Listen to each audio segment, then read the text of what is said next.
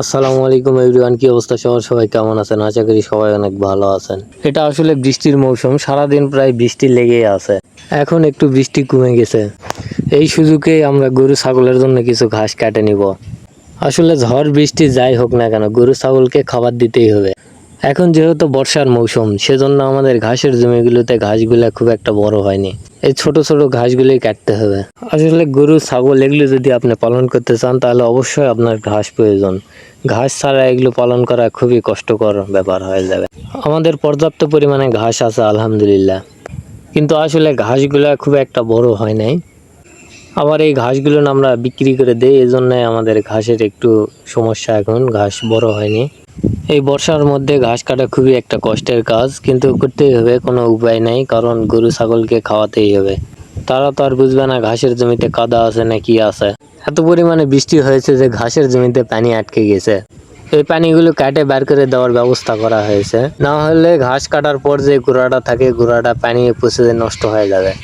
আবার নতুন করে আবার ঘাস রোপণ করতে হবে। আমাদের ঘাস কাটা প্রায় শেষের দিকে। এই কয়টা ঘাস নিয়ে আমরা যাব। আরো কিছু ঘাসের পাতা আছে, ওগুলা পাতা দিয়ে এগুলা দিয়ে খড় দিয়ে কেটে দিব। বর্ষার সময় বেশি ঘাস কাটা যাবে না, এইটুকু ঘাসই যথেষ্ট। বিক্রি করার জন্য যে ঘাসগুলো কাটা হয়, ওগুলা ঘাসের গোড়াত কিছু ময়লা পাতা থাকে বা ওই পচে যাওয়ার মতো পাতা থাকে, ওই পাতাগুলা কুড়ে জড়ো করে নিয়ে যাই আমরা। তো ঘাস কাটা যে ঘর আছে, এই ঘরের কাছে আমরা চলে আসছি। এখানে আমাদের ঘাস খড় কাটা হয়। এই ঘরের ভিতরে গরুর খাবার, খড়, ঘাস, যত গরুর খাবার দাবার আছে সবে এখানেই থাকে। এখনো আমাদের ঘাস কাটা মেশিন কিনা হয়নি, তবে অতি শীঘ্রই কিনে ফেলবো ইনশাল্লাহ। আপাতত এই যে এই মেশিনের এটার নাম যে কি জানি না, এটা দিয়ে আমরা ঘাস খড় কাটি। এটার নাম আসলে আমাদের সঠিক জানা নাই।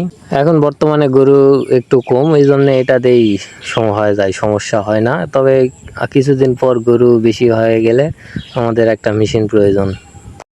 আপনাদের দোয়া থাকলে ইনশাল্লাহ আগামীতে একটা ঘাস কাটা মেশিন কিনে ফেলবো ইনশাল্লাহ। ছাগলের জন্য এখানে কিছু ঘাস কেটে নিছি, আর বাকি যা থাকবে এগুলা সব গরুর জন্য কাটবো। ভিডিওটা অনেক বড় হয়ে যাচ্ছে, এতক্ষণ থেকে ভিডিওটা দেখার জন্য আপনাদেরকে অনেক ধন্যবাদ।